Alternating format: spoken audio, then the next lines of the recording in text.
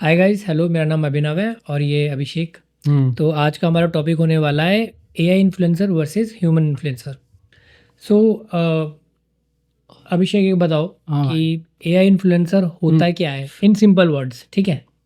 देखो भाई, AI influencer होता है हम्म। जो एक प्रोग्राम्ड होता है, एल्गोरिथम होती है ना जो हम्म। प्रोग्रामर लिखता है। हम्म। तो वो प्रोग्राम्ड होता है पूरा, और वो उसको एज ए ट्रीट किया जाता है ह्यूमन इन्फ्लुएंसर के जैसे। जैसे आप देखते हो ह्यूमन इन्फ्लुएंसर जैसे होते हैं, हम्म। काफ़ी देखे होंगे, जैसे ध्रुव राठी और बहुत बहुत एग्जाम्पल्स होंगे। हम्म। तो अब थोड़ा क्योंकि एआई का बोलबाला ज़्यादा है और हर फील्ड में एआई घुस चुका है बिल्कुल अच्छी तरीके से, तो फिर ये फील्ड भी अब सेफ नहीं रह गई है। ओके। ह्यूमन इन्फ्लुएंसर को भी अब कहीं ना कहीं इस चीज़ का थोड़ा सा रेड फ्लैग आ चुका है कि एआई इन्फ्लुएंसर जो है अब अपनी मार्केट में जमा रहे हैं। ओके। और एआई इन्फ्लुएंसर जो है बेसिकली बिल्कुल वैसे ही ट्रीट, मतलब वैसे ही दिखते हैं जैसे बिल्कुल ह्यूमन इन्फ्लुएंसर। उसमें आप फ़र्क नहीं कर पाओगे अनलेस कि वहाँ पर कुछ जैसे लिखा हो कि this is generated by AI, मतलब इतने रियल इमेजेस होते हैं। तो बेसिकली नॉर्मल वो एक तरह से ह्यूमन इन्फ्लुएंसर की तरह ही होते हैं। क्या अभिषेक भाई, तुम भी कैसी बात करते हो? हम्म। इतनी खूबसूरत खूबसूरत लड़कियां बनाते हैं ये एआई अच्छा। वाले। हाँ हाँ। हमने तो ये तो मैंने सपने में भी नहीं सोचा है। हाँ हाँ। एक मतलब एक भ्रम पैदा कर दिया भाई। हम्म। देखने निकलोगे तो पूरी दुनिया में, हम्म। यूनिवर्स में भी ना मिले ऐसे चेहरे। नहीं, जब मैंने फर्स्ट टाइम, हम्म। मैं आपको सच बताता हूँ कि जब मैंने फर्स्ट टाइम सुना था तो मैंने पहली बार सुना था कि इंस्टाग्राम का कि हम्म। कोई इन्फ्लुएंसर है, एआई जनरेटेड इन्फ्लुएंसर है, हम्म। और उसके इतने मिलियंस ऑफ फॉलोअर्स है और वो मिलियंस ऑफ रेवेन्यू जनरेट भी कर रही है। तो मैं कह रहा यार ये कौन सा इन्फ्लुएंसर है जो लाइक एआई इन्फ्लुएंसर, क्योंकि इतना पता नहीं था। पर जब मैंने अब धीरे धीरे देख रहा हूँ मैं चीज़ें, सब चीज़ें में, पहले वो इंस्टाग्राम पे था, अब वो यूट्यूब पे भी आ गया, मतलब वो मल्टीपल प्लेटफॉर्म्स पे अपना ओके। स्प्रेड हो रहा है। जैसे कि सबसे बेस्ट एग्जाम्पल जो है वो लिल मिक्विल का है। लिल मिक्विल एक सबसे टॉप पे अगर कोई इन्फ्लुएंसर चल रही है तो लिल मिक्यूल है, ऐसी नाम है उसका। और वो इंस्टाग्राम पे भी और यूट्यूब पे भी, और वो बिल्कुल उसको पूरा मतलब इसके पीछे ना बेसिकली एक टीम काम करती है, एक पूरी मैनेजमेंट होती है। उसमें डेवलपर होते हैं, क्रिएटर होते हैं, स्टोरी लाइनर लिखने वाला होता है ना, और विजुअल्स, ग्राफिक्स, उसे डिज़ाइन करने वाला है ना, वेब डिज़ाइन, जो भी बहुत सारी चीज़ें होती है। तो ये एक पूरा टीम वर्क होता है, ठीक है। और उसके थ्रू जो इन्हें स्पॉन्सरशिप मिलती है, फिर जो इनके साथ जो हम क्या बोलते हैं कंपनी कोलैप्स करती है ताकि अपने प्रोडक्ट्स को बेच सके। तो इस तरीके से होता है। ठीक है। अच्छा, दूसरा मेरा क्वेश्चन ये है कि हम्म। क्या एआई इन्फ्लुएंसर रियल इन्फ्लुएंसर्स को रिप्लेस कर सकता है? डेफिनेटली, बट एक लेवल तक कर सकता है, हम्म। ठीक है। जैसे मैं बताऊं, क्योंकि आप देखिए ये चीज़ देखने को मिल रही है जब लोग उसमें इंटरेस्ट दिखा रहे हैं, एआई की आर्ट में इंटरेस्ट दिखा रहे हैं, एआई म्यूजिक में इंटरेस्ट दिखा रहे हैं, तो एआई इन्फ्लुएंसर में क्यों नहीं दिखाएंगे? क्योंकि ये अब ये पार्ट बन चुका है हमारी लाइफ एक का। ट्रेंड सेट हो गया कि हर हाँ चीज में हमें हाँ। एआई को इंक्लूड करना ही है। लोग उसको चाहते हैं, हम्म। उसमें दिलचस्पी ले रहे हैं, वो उनका उनका पार्ट बन जाएगा ये, आज नहीं तो कल। आप अगर आप सोच रहे हो कि नहीं बनेगा, मैं तो दूर रहूंगा, नहीं, आपका काम ही नहीं चलेगा विदाउट एआई। तो हर फील्ड में एआई जुड़ चुका है। और अब आप बात जो बोल रहे हैं ना आप कि रिप्लेस कर पाएंगे नहीं कर पाएंगे, देखिए वो डिपेंड करता है कि कहाँ पर रिप्लेस किया जा सकता है।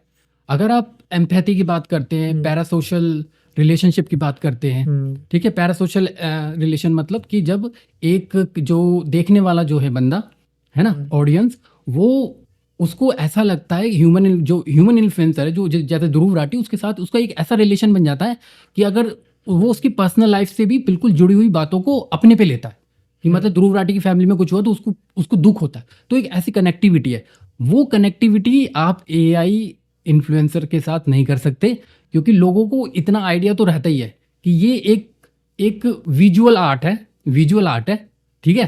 तो इसके साथ वो कनेक्टिविटी नहीं बन सकती। तो यहाँ पर एक ये मिसिंग लिंक है, तो लोगों को समझना पड़ेगा। अगर जो लोग अगर इसमें भ्रम भ्रम हो जाता है उनको कि लाइक ये, क्योंकि एआई आर्ट इतनी रियल लगती है ना, आप कंफ्यूज हो जाते हैं। बिल्कुल। तो ये जरूरी है कि आप डिस्क्रिप्शन में देखिए, आपको पता चल जाए। मेरे को लगता है कि जो जो एआई इन्फ्लुएंसर है उसमें ये सारी डिटेल्स लिखी जाती है कि ये एक एआई जनरेटेड प्रोग्राम्ड है, लिखा हुआ प्रोग्राम्ड है जो आप देख रहे हैं। तो ये अच्छा, दूसरा क्या है ना, कंटेंट क्रिएशन की बात करते हैं बेसिकली। तो आपको क्या लगता है जो क्रिएटिविटी और इमोशंस में ह्यूमन एडवांटेज कितना स्ट्रांग है? ह्यूमन एडवांटेज इसलिए स्ट्रांग है कि देखिए एआई वो चीज़ रियल लाइफ में उसने किया नहीं है, वो जिस प्रोडक्ट के बारे में बता रहा है उसने एक्चुअल में टेस्ट नहीं किया कुछ। जैसे आप मान लीजिए कोई खाने की चीज बता रहा है बिल्कुल। कि बेस्ट, ये बिस्कुट बहुत अच्छा है, ये ब्रांडिंग उसके साथ कोई कोलैब किया होगा कंपनी ने, हम्म, तो पर उसने टेस्ट तो नहीं किया ना, टेस्ट तो नहीं किया, आपको इतना पता है, तो आप वो कनेक्ट लिंक अप नहीं कर पाओगे। टेंजिबल चीजें उसने नहीं करी बेसिकली, हाँ, टेंजिबल चीज हाँ, मतलब। पर एक ह्यूमन इन्फ्लुएंसर अगर आपको बोलेगा हम्म, कि मैंने टेस्ट किया, मुझे अच्छा लगा है, तो आप उसकी बात पे ट्रस्ट करेंगे। तो यहाँ ट्रस्ट फैक्टर जो है ना, वो ह्यूमंस के बकेट में गिर जाता है। जैसे बेसिकली कोई फूड ब्लॉगर है हाँ, ना, तो वो जगह जगह जाके अपना फूड टेस्ट करता है, हाँ, या स्ट्रीट फूड ले लो, या किसी रेस्टोरेंट में चला गया, हम्म, होटल में चला गया, हम्म, कोई भी XYZ फूड काउंटर पे चला गया, तो वो अपना मतलब एक ह्यूमन हिसाब से जो मतलब उसको टेस्ट उसका करके जो एक्सपीरियंस होता है एक्सपीरियंस होगा, उसका एक पर्सनल एक्सपीरियंस होगा, तो हाँ, उसको वो अपने फॉलोअर्स या अपने सब्सक्राइबर्स उस पे को लोग ट्रस्ट review करते करते हैं। हैं। लेकिन एक AI इन्फ्लुएंसर वो चीज़ जब ही बता देता है वो जब एक कहीं उसने लिखा हो या पढ़ा हो, या फिर किसी बेसिस वो पे सिर्फ आपको डेटा देगा, डेटा एनालिसिस पे करके बताएगा, है रियल ना? एक्सपीरियंस नहीं दे सकता आपको, और इसी वजह से आप उस पर ट्रस्ट नहीं कर पाएंगे इस चीज को लेकर। तो मैं ये बता रहा था कि जो कंपनीज हैं वो इस चीज को बड़ा सोच समझ के करती है। उनको पता है कि अगर कोई प्रोडक्ट अगर उन्हें वाइड रेंज में उसकी पब्लिसिटी करनी है, ठीक है, वाइड स्पेक्ट्रम में उसको पब्लिक में सर्कुलेट करना है कि ये प्रोडक्ट है, तो वो AI का यूज करेंगे, AI इन्फ्लुएंसर का। और जब उन्हें कोई प्रीमियम प्रोडक्ट को लॉन्च करना है जिसमें ह्यूमन टच आ जाता है, ह्यूमन एक्सपीरियंस आ जाता है, देन वो अप्रोच करेंगे ह्यूमन इन्फ्लुएंसर को। तो कंपनीज भी उस हिसाब से सोचती है।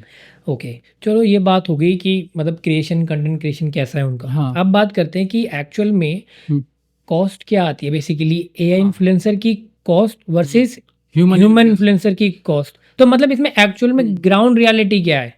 देखो, AI इन्फ्लुएंसर का ये है कि उसके पीछे एक पूरी एक मैनेजमेंट, एक टीम है पूरी। लाइक इवन बड़ी बड़ी कंपनियां बन रही हैं जो अलग अलग कैरेक्टर्स को डिजाइन करती है, बनाती है। तो क्या होता है कि AI इन्फ्लुएंसर जो स्टार्टिंग में जो उसकी कॉस्टिंग होती है, डिजाइन करना, प्रोग्राम करना, उसकी आदतें और वो सारी चीजें, मतलब उसके ट्रेड्स लिखना, बताना, सब उसमें पहले पैसा बहुत लगता है, वो कॉस्टली पड़ेगा आपको स्टार्टिंग में। अगर कोई भी बंदा, अगर कोई इवन AI इन्फ्लुएंसर आप जनरेट भी कर सकते हो, मतलब थर्ड पार्टी कंपनीज हैं, लाइक उनसे आप जनरेट कर सकते हो ये इन्फ्लुएंसर। आप किसी भी तरह का एवेटर बनवा सकते हो अपने चेहरे का लेकर, वो आपका फेस देखेगा और वो बिल्कुल मतलब कस्टमाइजेशन हाँ, होगी आपके चेहरे के साथ। हाँ, पर्सनलाइज मीन्स कि आपको देख के वो ट्रेट्स डाले जाएंगे उसके अंदर।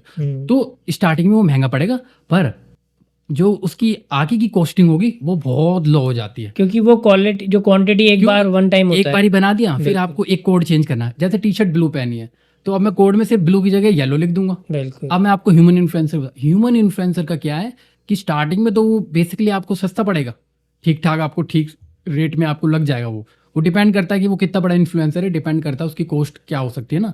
जैसे ज़्यादा बड़ा इन्फ्लुएंसर है तो ज़्यादा लेगा, बट जो उसकी कॉस्ट है, अगर वो आप डेली उसको अप्रोच करोगे, डेली मार्केटिंग कैंपेन जो चलाओगे, वो आपको कॉस्टली पड़ेगा।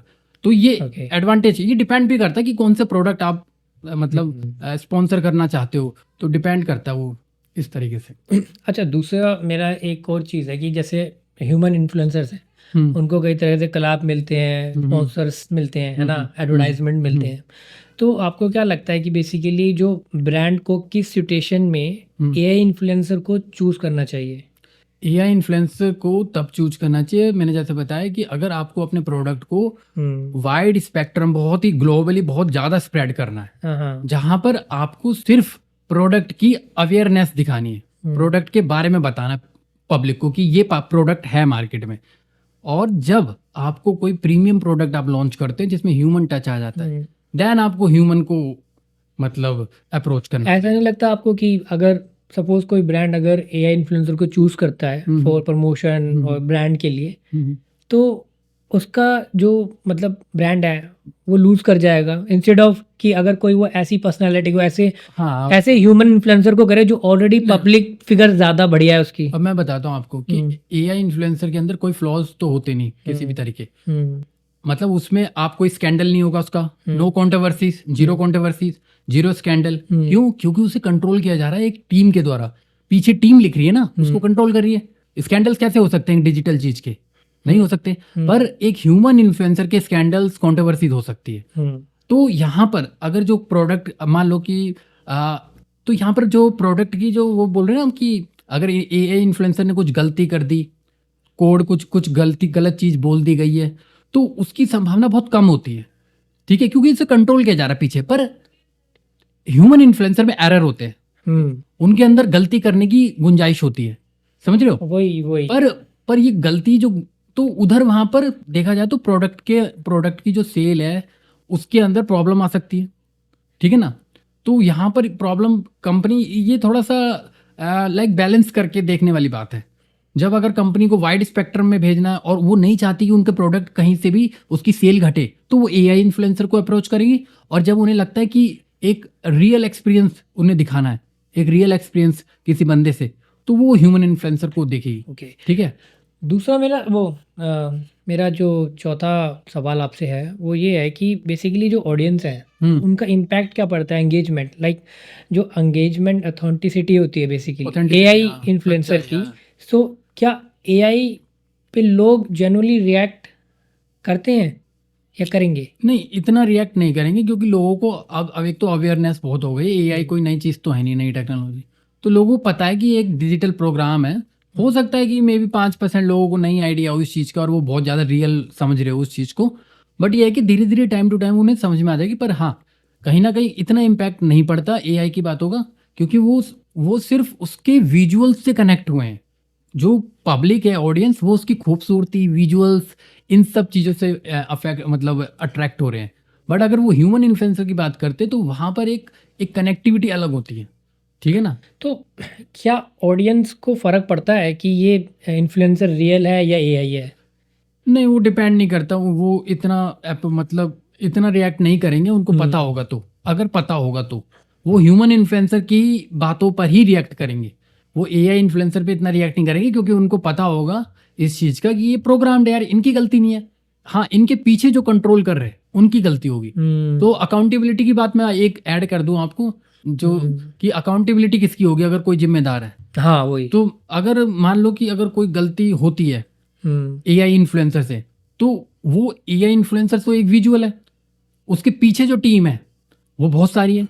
तो यहाँ पर एक प्रॉब्लम आ जाती है कि अकाउंटेबिलिटी कौन लेगा? क्रिएटर लेगा, स्टोरी टेलर वाला बंदा होगा, या कौन लेगा? तो यहाँ एक बड़ी समस्या आ जाती है। पर ह्यूमन इन्फ्लुएंसर में अकाउंटेबिलिटी उसी की होती है जो बंदा वहां पर बैठा है, क्योंकि अगर एआई उसने गलती करी तो उसकी जिम्मेदारी है। क्योंकि एआई ने अगर कुछ ऐसा बोल दिया है, कुछ ऐसा ब्रांड के बारे में कुछ ऐसी चीज बोल दी, हाँ, तो पब्लिक तो फिर उसके बाद ट्रस्ट करेगी नहीं ना उसके जो इन्फ्लुएंस। फिर तो इन्फ्लुएंसर की जगह तो वो इन इन्फ्लुएंसर हो गया।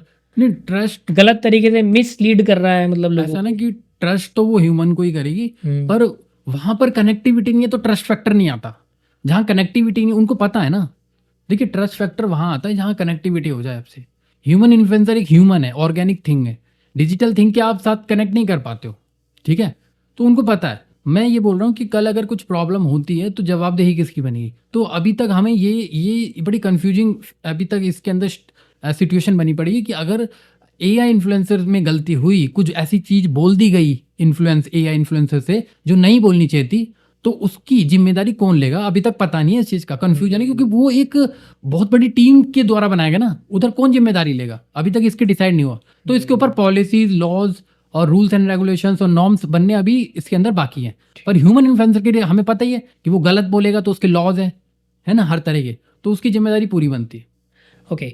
अब मेरा सवाल, जो हमारा पांचवा सवाल ये है कि मतलब क्या एआई से ब्यूटी स्टैंडर्ड और आइडेंटिटी कंफ्यूजन बढ़ेगा? हाँ, अगर लोग इस चीज में फर्क नहीं कर पाए कि ये एक डिजिटल थिंग है, जस्ट अ डिजिटल थिंग और कुछ नहीं है, ठीक है। ह्यूमन इन्फ्लुएंसर तो आपको पता ही है, लोग कनेक्ट करते हैं, फिर उनकी कॉपी करनी शुरू कर देते हैं, उनकी तरह रहना, उनकी हर चीज़ पे वो नोटिस करते हैं, हर छोटी छोटी चीज़ों पे, ठीक है ना। पर एआई के साथ जो ये है कि यहाँ पर अगर लोगों को इस चीज़ का पता होगा कि हाँ ये एक डिजिटल प्रोडक्ट है, तो वहाँ पर इस तरह की चीज़ें होने कम है, मतलब संभावना कम है, अगर उनको ये चीज़ का अवेयर है। नहीं तो अदरवाइज जो लोग इसको सच मान लेंगे और वो इस चीज़ को एक्सेप्ट नहीं कर रहे, नहीं ये नकली नहीं है, ये तो असली है, क्योंकि आपको विजुअल इतना ओरिजिनल लग रहा है, इतना ऑथेंटिक लग रहा है देखने में। वो होता है ना आँख का धोखा एकदम, तो अब आँखों का धोखा आप खुद ही बना रहे हो जबरदस्ती का, तो फिर कहीं ना कहीं आपको वहाँ पर प्रॉब्लम हो सकती है, ठीक है ना। इस तरह के मतलब सोसाइटी में इस तरह के क्राइसिस आपको देखने मिलेंगे, जहाँ पर इस तरह की फिर और भी गलत चीज़ें होंगी, ठीक है ना। तो अभी अगर प्रेजेंट की बात करें तो एआई और ह्यूमन दोनों compete कर रहे हैं एक दूसरे से।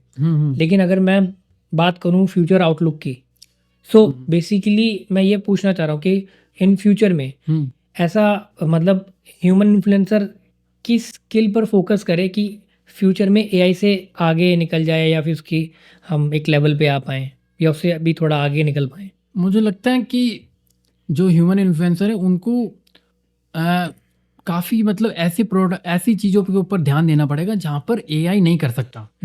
जैसे कि एक कनेक्टिविटी, जैसे एक ह्यूमन एम्पैथी और लाइक जैसे मैंने बताया था पैरा सोशल है, जैसे लोग कनेक्ट करते हैं, तो उस तरह का जो बॉन्डेज जो बनता है एक इन्फ्लुएंसर और एक ह्यूमन इन्फ्लुएंसर का, और जो हम जो ऑडियंस है वो इम्पोर्टेंट है, वहाँ एआई यहाँ पर लैक करता है।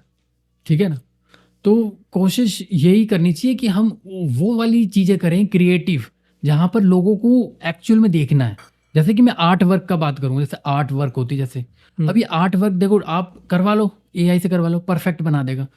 पर उस परफेक्ट की बजाय अगर वही चीज़ को इंसान बनाएगा ना, तो पब्लिक उस चीज़ में ज़्यादा उस प्रेफरेंस देगी उस बिकॉज चीज़ को। उसकी आर्ट में वो इमोशंस हाँ, वो और पूरा वो एक्सप्रेशंस वो उसका जो मतलब अलग सोचने का तरीका है वो इंक्लूड होता है। जो क्रिएटिविटी वाली जो चीज़ है ना, जो फील्ड है, वहाँ पर ह्यूमन इन्फ्लुएंसर को ज़्यादा ध्यान देना चाहिए।